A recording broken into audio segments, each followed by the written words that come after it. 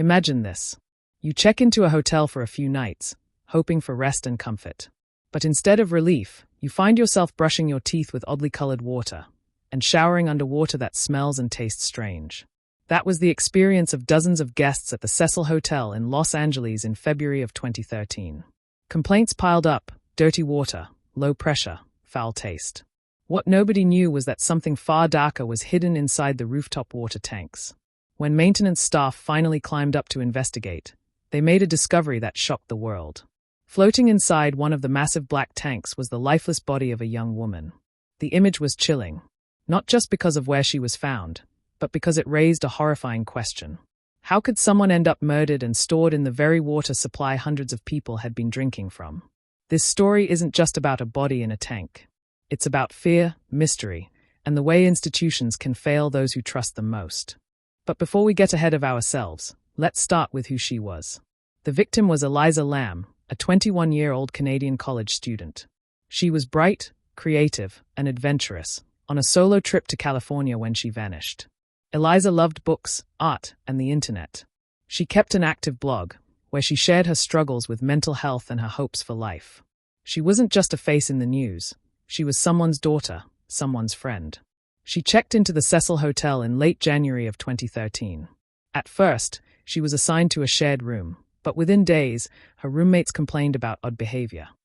Management moved her into a private room. And then, she vanished. The hotel, infamous for its dark history of deaths and violence, became the center of a mystery that the internet would obsess over. Who could have wanted Eliza dead? And why was her body discovered in such a horrifying place?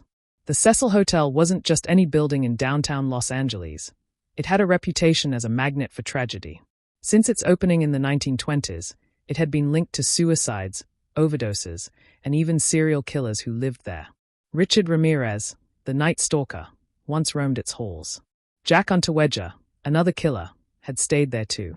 By 2013, the hotel was a strange mix, tourists looking for cheap rooms, alongside long-term residents struggling in poverty.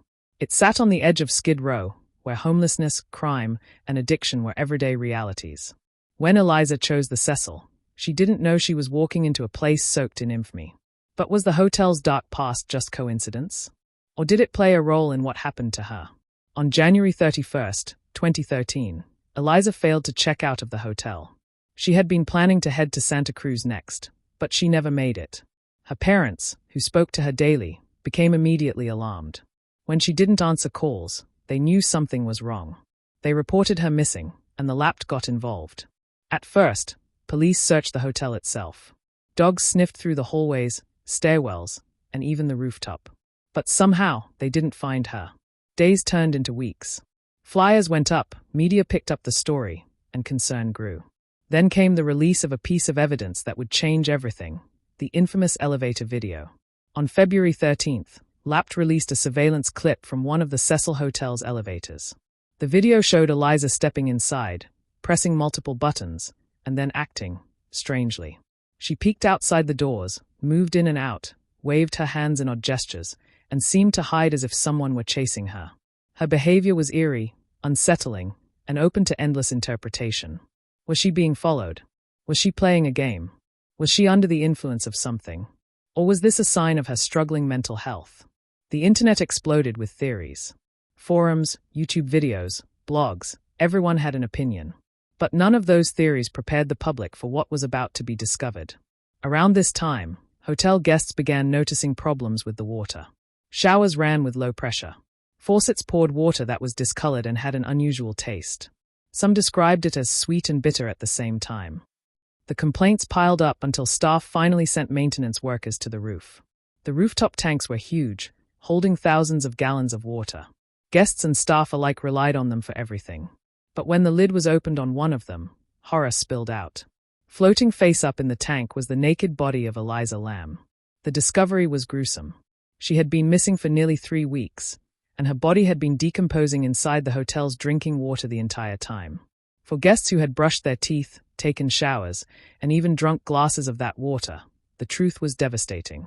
How could this happen? How could a body go unnoticed for so long, inside the very heart of a building that housed hundreds of people? The questions only grew darker. Police immediately cordoned off the area. Eliza's body was recovered, and an autopsy was performed. Her death was initially ruled as accidental drowning. Toxicology reports showed no illegal drugs in her system, though traces of her prescribed medications were found. But the details didn't add up for many. How did she get into the tank at all? The rooftop required a key and passcode. The tanks were heavy, sealed, and difficult to access. Was it possible that Eliza climbed in herself? Or had someone placed her there? With little clarity from the official investigation, the public turned to speculation. Some believed she was murdered, perhaps by a hotel employee, or someone else staying in the building. Others thought her behavior in the elevator pointed to a psychotic episode, possibly linked to her bipolar disorder. But darker theories also emerged.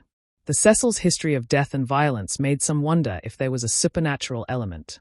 Internet users whispered about curses, ghosts, even demonic forces tied to the hotel.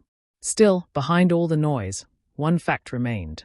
A young woman was dead, and nobody could say for sure how she ended up inside a water tank. As news spread, outrage grew. Guests who had unknowingly consumed contaminated water were horrified. Families demanded answers. Questions arose about hotel security, safety measures, and the investigation itself. The Lapt insisted Eliza's death was accidental, but many weren't convinced. How could so many coincidences line up? Why didn't the hotel staff prevent this? The Cecil Hotel, once infamous but forgotten, was suddenly back in the spotlight. And Eliza's story became one of the most haunting unsolved cases of the decade. Was Eliza's death truly an accident? What secrets did the autopsy hide? And how did the hotel itself fuel this nightmare? When the coroner's office released Eliza Lamb's autopsy results, the findings only deepened the mystery. Her body showed no signs of physical trauma, sexual assault, or defensive wounds. Toxicology tests revealed prescription medication used to treat bipolar disorder, but no trace of alcohol or illegal drugs. The official cause of death, accidental drowning. But for many, this conclusion felt rushed. If she had drowned by accident, how did she get into the locked, sealed tank? Why was she unclothed? And why had the police dogs not found her earlier when searching the roof? The more people read the report, the more the story unraveled. Digging deeper, skeptics noticed oddities in the autopsy. The report was delayed for months before being released. Some pages appeared incomplete. Certain toxicology results, such as the exact levels of her medications, were listed as inconclusive. Critics argued that investigators wanted to close the case quickly and avoid liability for the hotel. If her death wasn't an accident, was someone covering it up? And if so, who had the power to do that? The rooftop of the Cecil Hotel wasn't easily accessible. To reach the water tanks, one had to 1. Access a locked door or fire escape. 2. Climb onto the narrow platform where the tanks sat. 3. Lift the heavy lid of the tank, which weighed several pounds. Could Eliza have done this alone, in the middle of the night? Possibly. But if so, why? Many guests and even hotel staff testified that it was almost impossible without help. Some believed someone must have forced her in, then closed the lid behind her. The rooftop itself had alarms, but strangely, no one reported hearing them. Theories about who could have been involved spread like wildfire. Hotel staff, they had access to keys, security codes, and knowledge of the rooftop. Other guests, the Cecil housed troubled individuals, some with violent pasts. Random predator. The hotel's location near Skid Row meant danger was always nearby. But despite the possibilities, no concrete suspect was ever identified. No fingerprints, no DNA, no security footage showed anyone leading Eliza to her death. This only made the internet's obsession grow stronger. Eliza Lamb's case became one of the first true crime mysteries to explode online. On YouTube, millions analyzed the elevator video frame by frame. On Reddit and forums, armchair detectives posted elaborate theories. Some believed she was murdered by a hotel worker. Others said she was reenacting a Japanese elevator game said to summon spirits. Theories ranged from the logical to the bizarre. But one thing was clear: people weren't satisfied with the official story. The case had gone viral, and Eliza's name was everywhere. As public outrage grew, questions turned toward the Cecil Hotel itself. Why hadn't the staff noticed the water problems sooner? Why didn't rooftop security systems prevent access? And how could a body decompose for weeks in the main water supply without anyone realizing? Guests sued the hotel for negligence. Families accused management of failing to provide a safe environment. The hotel tried to distance itself, but the truth was undeniable. Its history of neglect and crime had created the perfect storm for tragedy. Behind the headlines, a family was grieving. Eliza's parents traveled from Canada to California in search of answers. Instead, they were met with silence, conflicting reports, and ultimately the devastating confirmation of her death. For them, Eliza wasn't a mystery or an internet puzzle. She was their daughter, funny, creative, and loved. Her death left a hole in their lives that could never be filled. And the lack of closure made the pain even worse. As the years passed, Eliza's case turned into legend. Documentaries, podcasts, and TV shows revisited her story. Some sensationalized it with ghost stories, curses, and supernatural explanations tied to the Cecil Hotel's dark past. But at its heart, this was a human tragedy. A young woman lost her life in horrifying circumstances, and the truth may never fully be known. Still, the myths keep the case alive, keeping her name in the public eye long after the headlines faded. What can we take away from Eliza's death? Mental health struggles must be taken seriously, especially when traveling alone. Hotels have a responsibility to keep guests safe, not just from outside dangers, but from hidden risks inside their own walls. And as consumers, we must ask, how much do we trust the institutions we rely on daily? For the guests who drank that water, the horror was unforgettable. For Eliza's family, the grief was endless. But for the world watching, it was a wake-up call about how easily the vulnerable can slip through the cracks. Today, the Cecil Hotel no longer operates as it once did. Its name changed, its reputation scarred forever by Eliza's story. But the case remains one of the most haunting unsolved mysteries of the 21st century. Was Eliza Lamb murdered and stored in a water tank? Or did her own struggles lead her to a tragic accident? The truth may never be known.